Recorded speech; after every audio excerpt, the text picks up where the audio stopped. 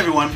I wanted to record a video today that wasn't necessarily focused so much as pitching a degree program or pitching our certifications, but I wanted to use some of the information that is contained in our certifications to analyze the technology market and talk a bit about some of the trends that we see coming in the next 3 to 5 years. Some of them are obviously a little sooner than 3 years, and some of them obviously a little farther out than 5 years.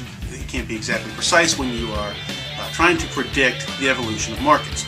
Now, the tools that we've used to come up with these predictions are contained within what we call our AIMS mindset framework, and you can read a little bit about it in the first study guide that we've released in the membership section for the Operations, Innovation, and Disruptive Thinking, which is a fantastic study guide. Leads to a certification test. It can also lead to credit, but I'm not going to pitch that. Take a look at it, though, if you want to sign up to the membership section. Anyway, what we want to talk about today is really the next round of information technology. And if you look back to the late 1980s and the mid-1990s, really that was kind of information technology catching on 1.0, right? And really that was a networked architecture. So you had machines that were able to exchange information and talk to each other. And of course, networking goes all the way back to the 1960s, but this is when it really became mainstream. Then from the mid-1990s into really up to today, you had the web and the web 2.0, social networking, all of those things. And if you look at, if you pull tools out of a methodology called, it's actually pronounced TRIZ, although I pronounce it TRIZ because I'm a Westerner, and that's just how we read it, T-R-I-Z, which I talk about in our framework. It's an engineering methodology that revolves around moving engineered systems forward. It evolved out of the Soviet Union, Russia today, in the 60s, 70s, and 80s. There's a whole history of it. It's not well known. It's not necessarily designed for futuring markets, but there are some great tools and principles in it that we use along with other tools to predict the evolution of these fields. So we had networks, then we had the web. What we're calling either Web 3.0 or the next phase, the next evolution of this, is we're calling it a fabric.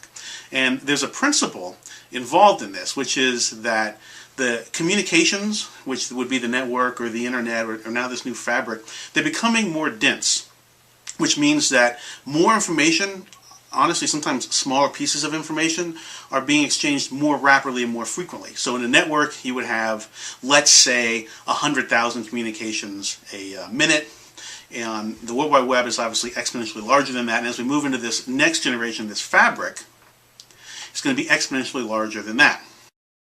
Information technology cycles. The pattern in information technology, which is the pattern in a lot of different systems, not just technology systems when you analyze them, is that we move between a centralized model and a decentralized model. One visual example is, waves on a beach. They come in and they go out. They come in and they go out. We centralize and we decentralize. And networking allowed us to decentralize. The web decentralized us to a large degree, but also pulled a lot of technology infrastructure up into centralized locations and centralized banks. What we're seeing now, the trend that we're seeing, is with mobile computing technology. Those trends, the computing power is no longer centralized, it's starting to decentralize. And we're also starting to want to get access to this centralized set of information from a lot of different locations and a lot of different places. One of the trends, when we were featuring maybe 5 or 10 years ago, and we were still in that centralized model, we were watching networks get pulled up from a local level into a higher level and be managed from one location, was that we assumed movies like The Matrix came out in 1999. And the idea was that our consciousnesses, our experiences, would become centralized in a large computer system or in a centrally managed computer system. And so things like Second Life, 5 years ago, were viewed as the future, and the idea would be we'd all put these goggles on and go into this virtual world, and that was how we would interact. In other words, technology, what we knew about technology at the time, was centralizing our consciousness. What we're finding is that's not the case. Instead, just the opposite is happening. This often happens, which is what we're getting is decentralized or localized virtualization. And you can start to see this trend coming now. There's some good big players out there, like Google Maps. You now can drill down, you can do local searches, you can start to see pictures of things. When you're in a particular area, there's starting to be some apps that come along, like on the iPad, where you can hold it up and you can see a star map that is generally roughly knows where you are and is trying to show you a picture of the sky, explaining what it is as you look at it. So in other words, the technology is evolving such that it is localized, but there's again, this fabric that's being laid on the top of it that's virtualized. So we're calling that localized virtualization or virtual localization. I'm not sure which of those two terms is going to stick, but that's really the beginning of this next cycle that we're seeing, Web 3.0, virtualization 1.0, whatever you want to call it. That's the next piece that's coming. And when you see these trends emerge, one of the things you always do is, follow the money. Look for the monetization opportunities. And we would expect to see cycles just like we saw on the internet, just like we saw with networking. So this emerging market is a complementary market, and we're looking for the monetization opportunities within it, because that will probably be leading indicators of where this technology is going to go. Emerging trends and expectations. In the late 1990s into the 21st century, we transitioned from a product-based economy to what's called an experience-based economy. It used to be you would go out and you want to get a good steak. Maybe that was what you wanted to do that night. Now you are going out and you're looking for a pleasant dining experience. And restaurants are always an easy example of these types of things. But it's really, large corporations have gone for the past 10 years, and they've had voice of the customer, and they've really focused on the customer experience. With this new fabric and the local virtualization that I'm talking about, what you're going to start to see is a transition from an experience-based economy to a desire-based economy. And what that means is your personal technology will start to understand what it is you're trying to do. So instead of going to your iPad and typing in, I want to go to Denver, and having it give you directions on how to get to Denver, your technology will start to know that you are traveling and you're trying to get somewhere. So it will start to adopt, and it will start to broadcast your intentions and collect information that is useful to what it is you're trying to accomplish. Saturday morning you get up and you want to go buy a TV set. Today you announce your intention, probably by the night before, looking through the newspaper for coupons, going on the internet, going to a couple big retailers' websites, pulling information that you are then going to use to go out that Saturday and find the TV set that's right for you. That's an experience. Instead, what you're going to see in the next 3 to 5 years is you will wake up and you will tell your technology to tell the world that you are interested in acquiring a TV. Your desire is to get a TV.